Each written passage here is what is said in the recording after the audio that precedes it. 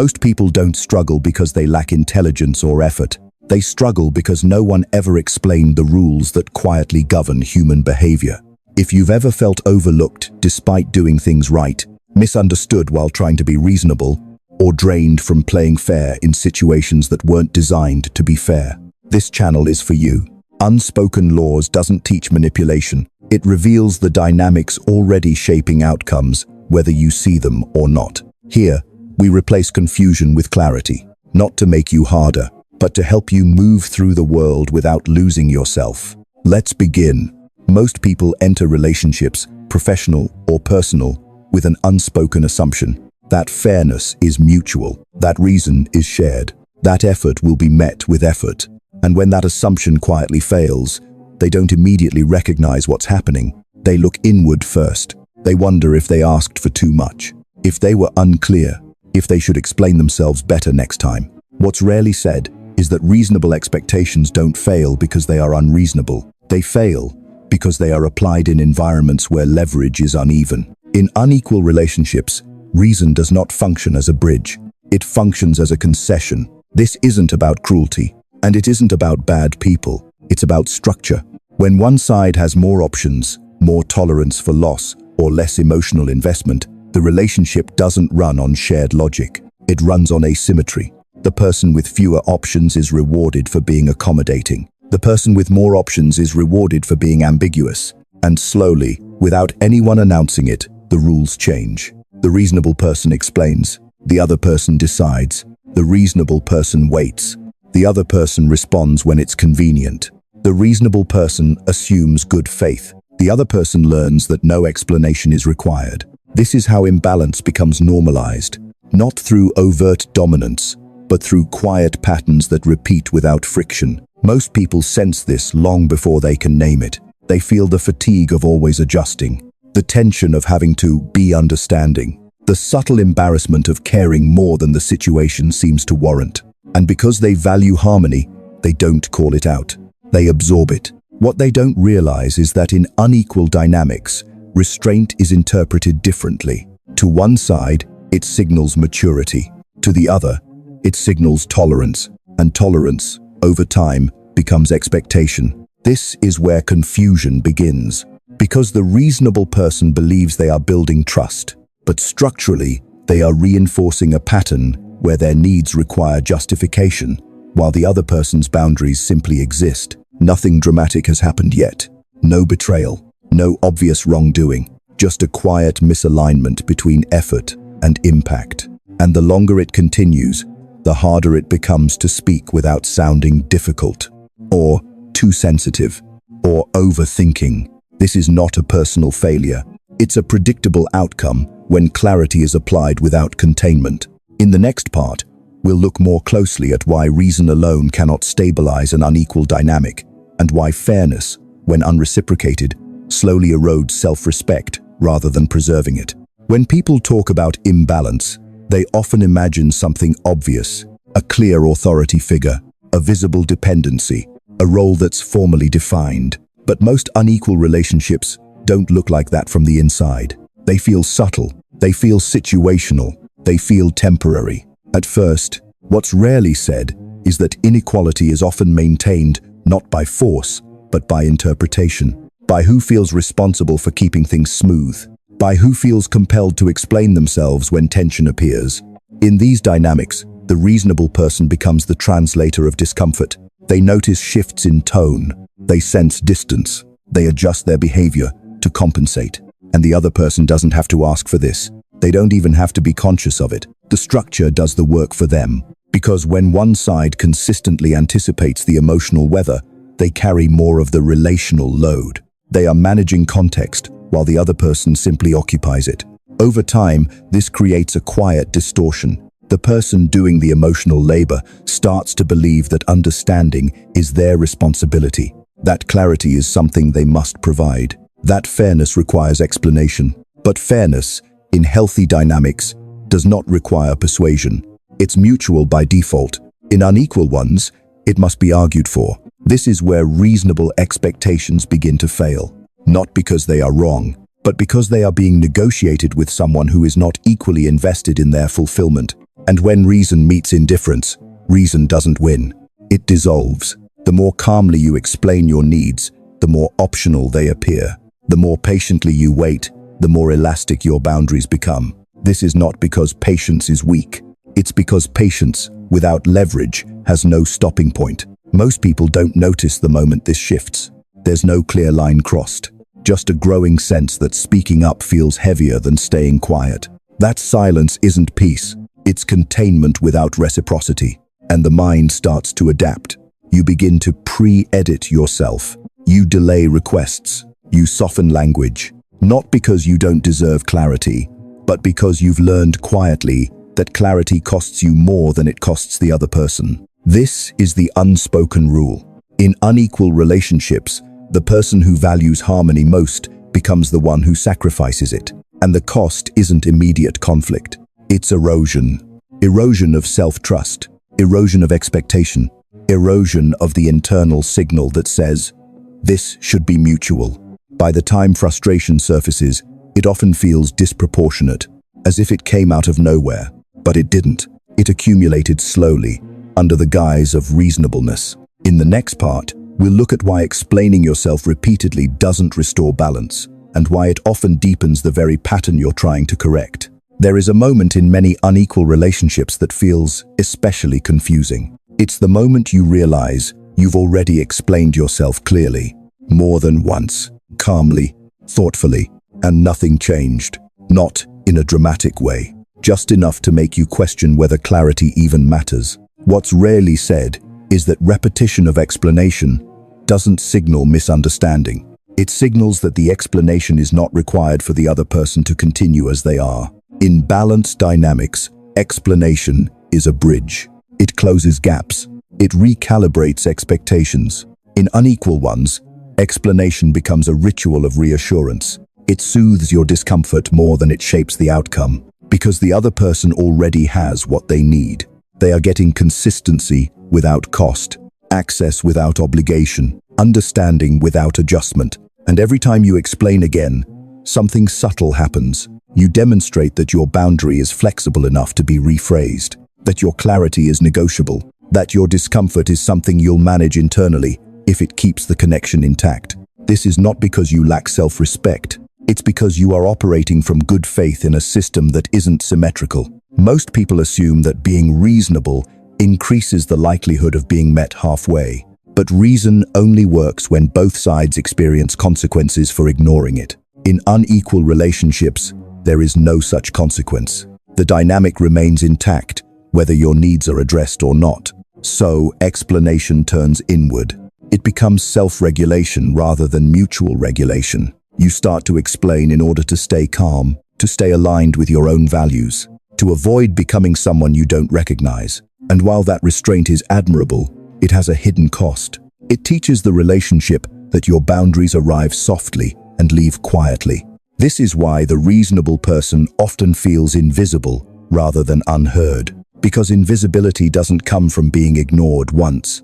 It comes from being consistently accommodated without acknowledgement. What's rarely acknowledged is that understanding is not the same as consideration. Someone can fully understand you and still choose not to adjust. And when they do, it's not confusion. It's prioritization. This is a difficult recognition for thoughtful people, because it reframes the issue from communication to structure, from clarity to consequence, not in a punitive sense, but in a relational sense.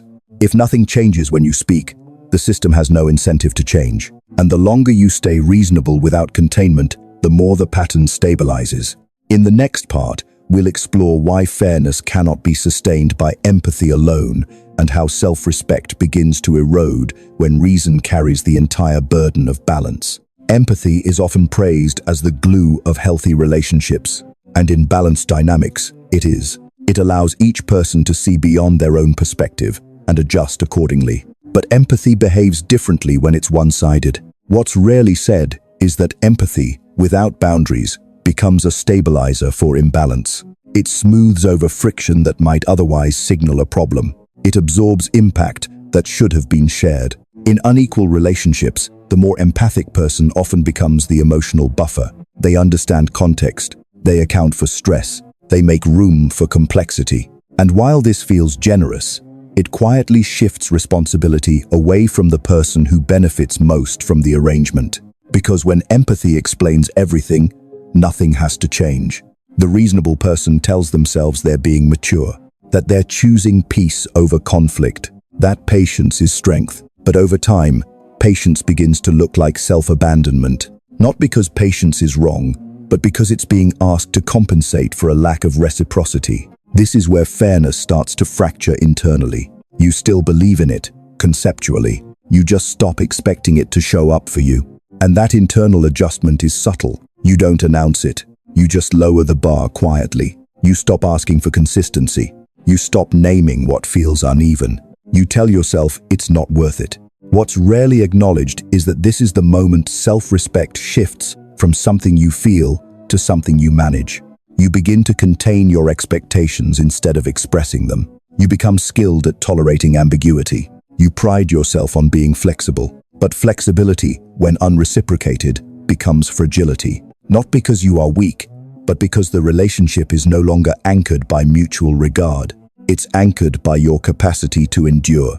This is why unequal relationships often last longer than they should. They are stabilized by the person who feels the imbalance most. And that person is often the one least likely to leave, because they've invested meaning, they've invested understanding, they've invested restraint. Walking away would feel like abandoning values, even when staying is eroding them. In the next part, we'll look at how consistency, often misunderstood as loyalty, can quietly lock people into roles that no longer serve them, and why clarity without action rarely restores balance. Consistency is usually seen as a virtue. It signals reliability, integrity, emotional maturity, and in mutual relationships, it is stabilizing. But in unequal dynamics, consistency takes on a different role. It becomes a signal that the pattern will hold regardless of how it feels to you.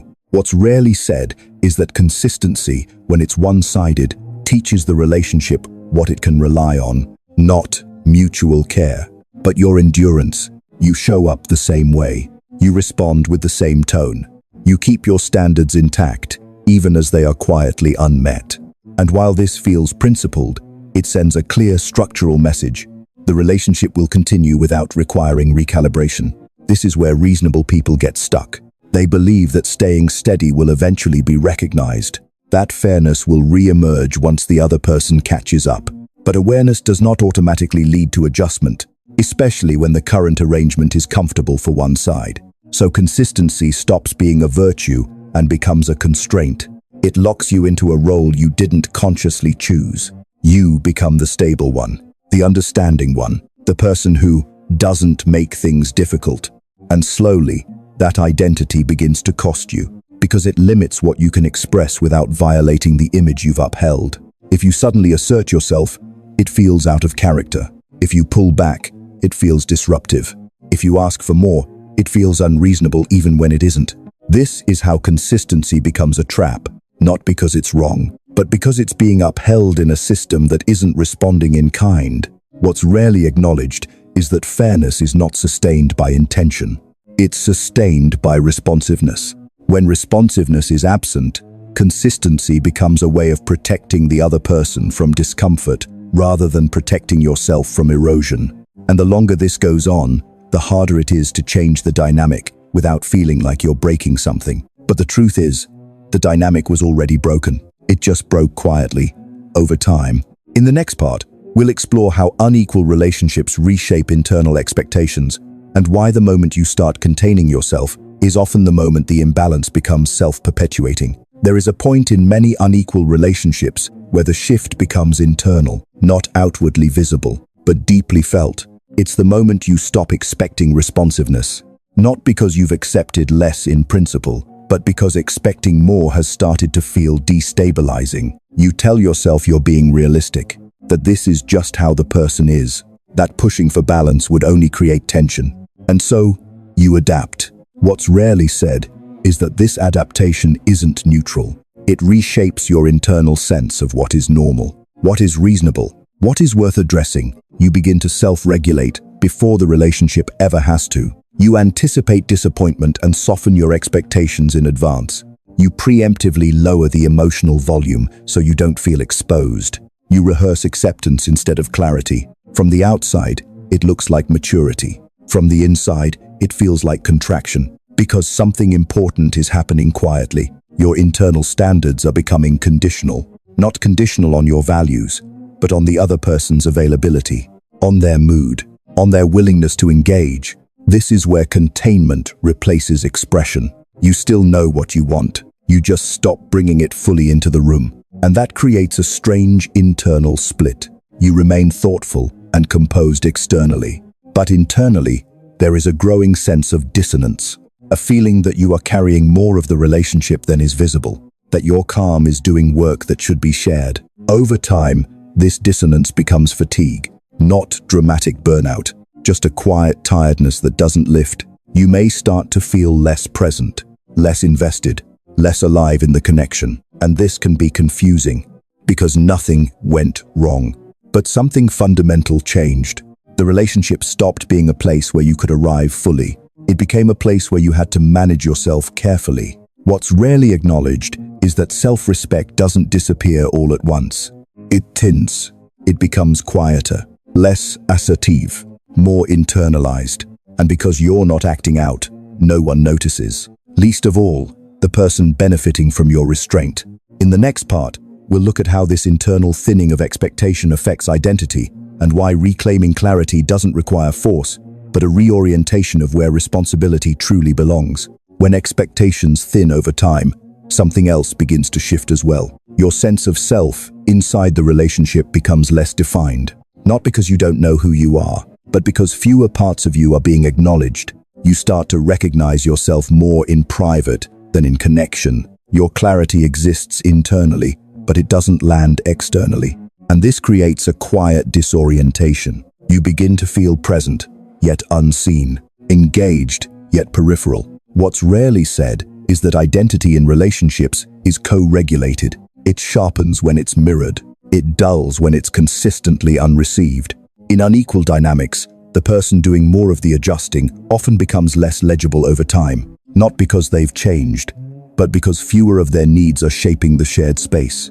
And this has consequences. You may begin to doubt your instincts, not because they're wrong, but because they no longer result in visible movement. You speak, but nothing recalibrates. So your system learns to conserve, to hold insight without expression, to carry awareness without expecting response. This is where quiet authority gets confused with quiet disappearance. Restraint becomes reflexive. You pride yourself on composure, on not needing much. But needing little is not the same as being met. What's rarely acknowledged is that authority isn't silence by default. It's presence that has weight, and weight requires a structure that responds. In unequal relationships, silence doesn't add weight, it diffuses it. The more you contain, the less the dynamic has to account for you. The relationship continues smoothly because you are smoothing it. And this is the turning point many people miss. Because the problem isn't that you've become invisible, it's that you've been carrying visibility alone. You've been holding the signal while the system stopped amplifying it. This is why asserting yourself suddenly can feel jarring. Not because it's inappropriate, but because the dynamic has adapted to your absence of demand. And changing that doesn't require force. It requires reassigning responsibility. In the next part, we'll explore how quiet authority is restored not by pushing harder, but by no longer absorbing what was never yours to carry. There is a common misunderstanding about quiet authority. Many people believe it comes from being endlessly composed, from never reacting, from absorbing tension without letting it show. But quiet authority doesn't come from endurance. It comes from containment that is shared. What's rarely said is that when you absorb what isn't yours, you don't become stronger. You become quieter in ways that diminish you. In unequal relationships, the reasonable person often believes that staying calm preserves dignity. And it does, up to a point. But dignity isn't just about how you behave. It's also about what you no longer take responsibility for. When you stop absorbing the imbalance, something important happens. The dynamic has to account for itself. This is not about confrontation, and it's not about withdrawal as punishment. It's about no longer stabilizing what doesn't respond. Most people try to restore balance by explaining more clearly, by being even more patient, by doubling down on reason. But clarity without redistribution of responsibility doesn't recalibrate anything. It only sharpens your awareness of what isn't being met.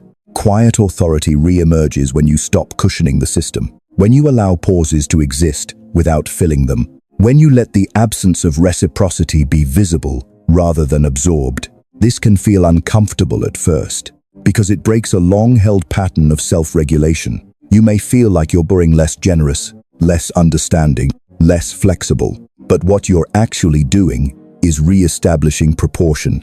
You're allowing your presence to have weight again, not by force, but by refusing to dilute it. What's rarely acknowledged is that many unequal relationships survive only because one person keeps them afloat emotionally. When that person steps back into alignment with themselves, the structure is revealed. Some dynamics recalibrate, others don't. But in both cases, clarity replaces confusion. And clarity is not harsh, it's honest. In the next part, we'll look at why unequal relationships often resist this shift and why resistance itself is information, not something you need to fight or fix. When responsibility is reassigned, something predictable often happens. The dynamic reacts, not loudly, not dramatically, but subtly. There may be confusion, a sense of distance, a question that feels casual but isn't. What's rarely said is that unequal relationships don't resist change because someone is malicious. They resist because the previous arrangement worked. It worked by being efficient, by requiring less adjustment from one side, by relying on your steadiness as a given. When that steadiness is no longer cushioning the system, the absence is felt. And that absence carries information. Sometimes the other person steps forward. They notice the shift. They respond differently, not because they were incapable before, but because the structure now requires it. Other times, nothing happens. And that too is clarity, because what's being revealed is not a lack of communication, but a lack of mutual regulation. This is the moment many people feel tempted to intervene again, to explain the change, to reassure, to restore comfort. But restoring comfort prematurely restores the old pattern. Quiet authority doesn't argue for itself. It allows reality to speak, and reality speaks through behavior, not explanation. What's rarely acknowledged is that resistance is not something to overcome. It's something to observe. If a relationship can only function when you absorb more than your share, that tells you exactly what sustains it. And that knowledge is stabilizing, even when it's uncomfortable, because it removes self-blame. It removes confusion. It removes the endless loop of wondering what you could have done differently. You didn't fail to explain. You didn't fail to care. You didn't fail to be fair. You simply reached the limit of what reason can carry on its own. In unequal relationships, reason is often asked to compensate for imbalance rather than illuminate it. And when it finally stops doing that, the structure is exposed. Not to punish anyone, not to assign fault, but to make the truth visible. By the time clarity arrives, many people are already tired, not exhausted in a dramatic way, just quietly worn from carrying more than they realized. So it's important to say this plainly. You are not broken. You did not misunderstand something obvious. You did not fail at being reasonable. What you encountered was a structure that relied on your restraint more than it respected your presence.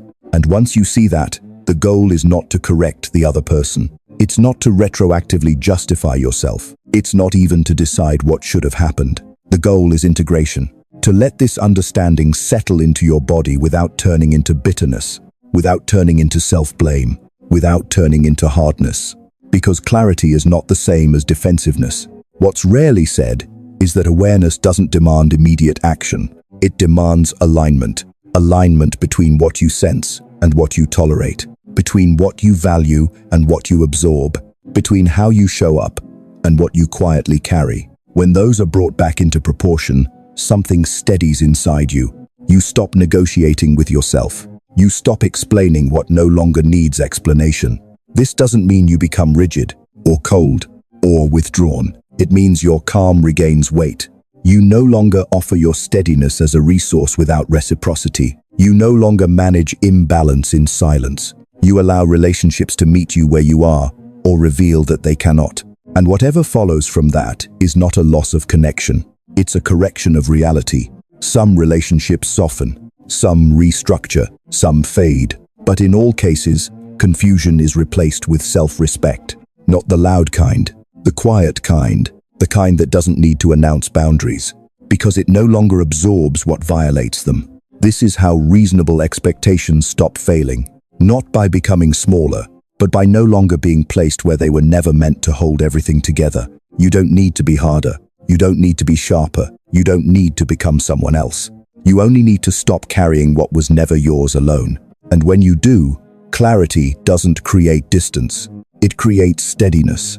A steadiness that lets you move forward without resentment, without self-erasure, without confusion. Just clear, grounded, and intact.